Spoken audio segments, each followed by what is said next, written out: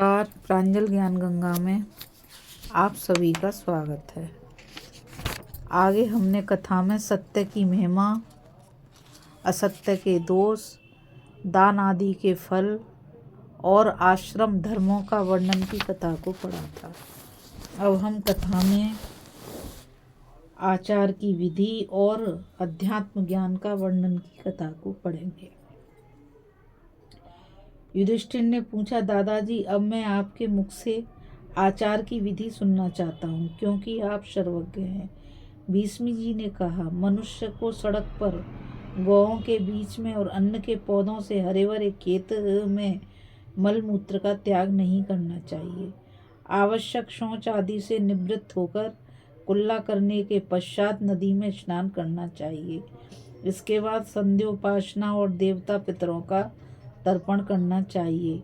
प्रतिदिन सूर्योपस्थान करके सूर्योदय के समय कभी न सोएं। साय और प्रातः दोनों समय संध्या करके गायत्री का जप करें।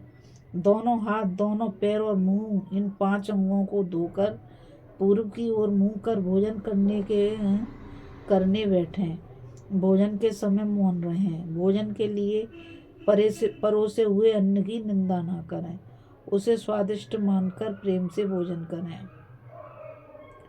भोजन के बाद हाथ धोकर उठें। रात को भीगे पैर न सोएं। देवर्षि नारद जी इसी को आचार कहते हैं। यज्ञशाला आदि पवित्र स्थान, बैल देवता, गौशाला, चौराहा, ब्राह्मण, धार्मिक मनुष्य तथा मंदिर को सदा अपने दाहिने करके चलें। घर में अतिथियों, सेवकों और कुटुंबी जनों के लिए भी एक शाही भोजन बनवाना उत्तम माना गया है। शास्त्र में मनुष्यों के लिए सवेरे और शाम 2 ही वक्त भोजन करने का विधान है। बीच में नहीं खाना चाहिए। ऐसा करने से मनुष्य उपवासी माना जाता है।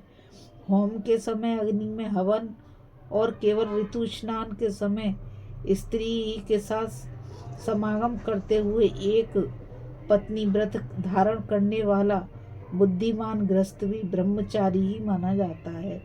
ब्राह्मण के भोजन से बचा हुआ यज्ञ शिष्ट अन्न अमृत के तुल्य है। ऐसे अन्न को भोजन करने वाले सत्पुरुष सत्य स्वरूप परमात्मा को प्राप्त होते हैं। जो मिट्टी के ढेले फोड़ता है, तिनके तोड़ता और दांतों से नख चबाया करता है तथा जो सदा झूठे हाथ और झूठे मुंह रहा करता है, उसको बड़ी आयु नहीं मिलती। मनुष्य स्वदेश में हो या परदेश में अपने पास आए हुए अतिथि को भूखा न रहने दे। जीविका के लिए किए हुए कार्य से जो धन आदि प्राप्त हो, उसे माता पिता आदि गुरुजनों को निवेदन कर दे। गुरुजनों के आने पर उन्हें स्वयं आसन देकर बिठावे और सदा उनको प्रणाम किया करे। गुरुओं का सत्कार करने से आयु, यश और लक्ष्मी की प्राप्ति होती है। उदय के समय सूर्य को न देखें और सदा धर्मानुसार ऋतुकाल के समय एकांत स्थान में अपनी पत्नी के साथ रहें। परिचित मनुष्य से जब जब भेंट हो, उसका कुशल समाचार पूछें। प्रतिदिन प्रातः काल और संध्या के समय ब्राह्मणों को प्रणाम करें। ऐसी शास्त्र की आज्ञा है। देव मंदिर में गौओं के बीच में ब्राह्मणों के यज्ञादि कर्मों में, शास्त्रों के स्वाध्याय काल में और भोजन करते समय दाहिने हाथ से काम लें। प्रातः और संध्या के समय ब्राह्मणों का विधिवत पूजन करें।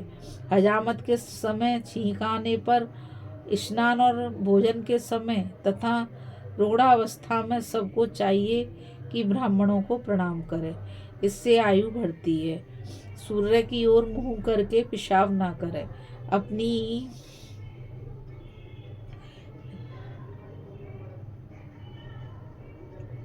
पापियों का हृदय ही उनके पापों को बता देता है।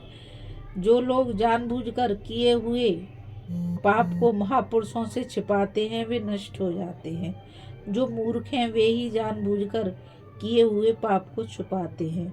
यद्यपि मनुष्य उस पाप को नहीं देखते, तो भी देवता तो देखते ही हैं। पापी मनुष्य का छिपाया हुआ पाप उसे पुनः पाप में ही लगाता है, और धर्मात्मा का धर्मतः गुप्त रखा हुआ धर्म उसे पुनः धर्म में ही प्रवृत्त करता है। मूर्ख मनुष्य पाप करके उसे भूल जाता है, किंतु वह पाप उसके पीछे ही लगा रहता है। किसी कामना की पूर्ति के लिए जो धन संचित करके रखा होता है, उसको अपने उपभोग में खर्च करने से बड़ा क्लेश होता है। मगर समझदार लोग ऐसे धन की प्रशंसा नहीं करते, क्योंकि मौत राह नहीं देखती। कामना पूरी हो या अधूरी, समय पर मृत्यु हो ही जाती है। मनीषी पुरुषों का कहना है कि सभी प्राणियों का धर्म मनुष्य के अर्थात मन से किया हुआ धर्म ही वास्तविक धर्म है। अतः मन से समस्त जीवों का कल्याण सोचता रहे। केवल वेदोक्त विधि का सहारा लेकर अकेले ही धर्म का आचरण करना चाहिए। इसमें दूसरों की सहायता की आवश्यकता नहीं है। धर्म ही मनुष्यों की योनि है, धर्म ही स्वर्ग के देवताओं का अमृत है। धर्मात्मा मनुष्य मरने के पश्चात धर्म के ही बल से सदा सुख भोगते हैं। युधिष्ठिर ने पूछा, पितामह, शास्त्र में पुरुष के लिए जो अध्यात्म ज्ञान का चिंतन बताया जाता है, वह अध्यात्म क्या है? उसका स्वरूप कैसा है? यह चराचर जगत किससे उत्पन्न हुआ है और प्रलय के समय किसमें लीन होता है? यह बातें बताने की कृपा करें। भीष्म जी ने कहा, कुंती नंदन, सुनो, तुम मुझसे जिस अध्यात्म ज्ञान के विषय में पूछ रहे हो, उसकी व्याख्या करता हूँ। वह अत्यंत कल्याणकारी और सुख स्वरूप है।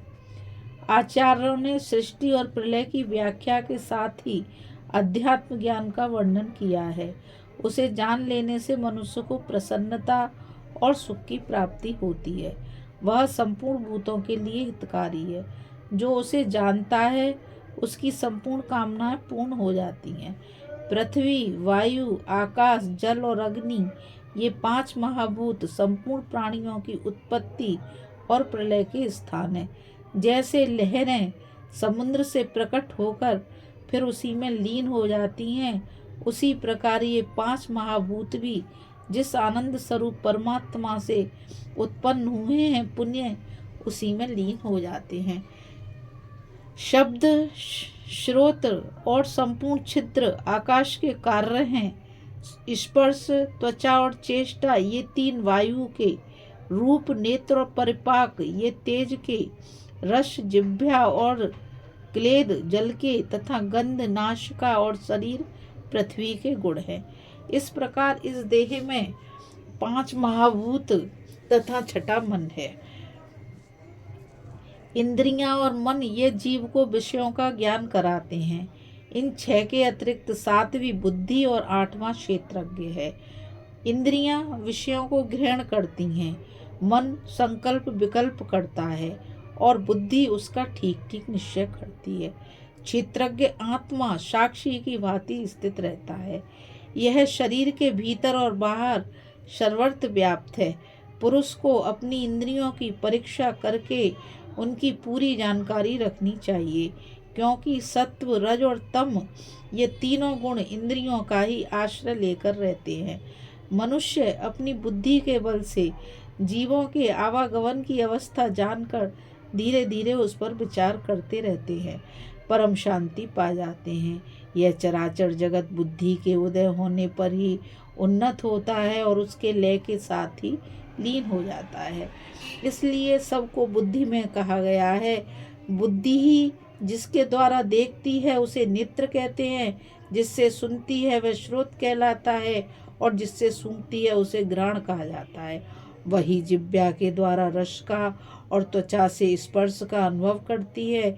इस प्रकार बुद्धि ही विकार को प्राप्त होकर नाना रूपों से विषयों को ग्रहण करती है। वह जिस द्वार से किसी विषय को पाना चाहती है, मन उसी का आकार धारण कर लेता है। भिन्न भिन्न विषयों को ग्रहण करने के लिए जो बुद्धि के 5 अधिष्ठान हैं, उन्हीं को 5 इंद्रियां कहते हैं। बुद्धिमान पुरुषों को चाहिए कि वे इंद्रियों को काबू में रखें। सत्व, रज और तम ये 3 गुण सदा ही प्राणियों में स्थित रहते हैं और इनके कारण उनमें सात्विकी, राजसी तथा तामसी 3 तरह की बुद्धि भी देखने में आती है। इनमें सत्व गुण से सुख, रजोगुण से दुख और तमोगुण से मोह उत्पन्न होता है। जब शरीर या मन में किसी प्रकार से भी प्रसन्नता का भाव हो, हर्षवर्ता हो, सुख और शांति का अनुभव हो रहा हो, सत्व गुण की वृद्धि समझनी चाहिए। जिस समय किसी कारण से या बिना कारण ही असंतोष, शोक, संताप, लोभ, असहनशीलता के भाव दिखाई दे तो उन्हें रजोगुण के चिन्ह जानने चाहिए। इसी प्रकार अपमान, मोह, प्रमाद, स्वप्न, निंद्रा और आलस्य घेरते हों तो उन्हें तमोगुण के विविध रूप समझें। बुद्धि और आत्मा दोनों सूक्ष्म तत्व हैं, तथापि इनमें जो अंतर है उस पर दृष्टि डालो। इनमें से बुद्धि तो गुणों की सृष्टि करती है और आत्मा इन सब बातों से अलग रहता है। जैसे गूलर का फल और उसके भीतर रहने वाले कीड़े, ये दोनों एक साथ रहते हुए भी एक दूसरे से भिन्न हैं, उसी प्रकार बुद्धि और आत्मा परस्पर मिले हुए प्रतीत होने पर भी वास्तव में अलग अलग हैं। सत्व आदि गुण जड़ के होने के कारण आत्मा को नहीं जानते, किंतु आत्मा चेतन है इसलिए गुणों को जानता है। जैसे घड़े में रखा हुआ दीपक घड़े के छेदों से अपना प्रकाश फैलाकर वस्तुओं का ज्ञान कराता है, उसी प्रकार परमात्मा शरीर के भीतर स्थित होकर चेष्टा और ज्ञान से शून्य इंद्रियों तथा मन बुद्धि के द्वारा संपूर्ण पदार्थों का ज्ञान कराता है। बुद्धि गुणों को उत्पन्न करती है और आत्मा केवल देखता है। बुद्धि और आत्मा का यह संबंध अनादि है। जो संसारी कामों से मन हटाकर केवल आत्मा में ही अनुराग रखता है और आत्म तत्व का ही मनन करता है, वह सब प्राणियों का आत्मा हो जाता है और इस साधना से उसको बड़ी उत्तम गति प्राप्त होती है।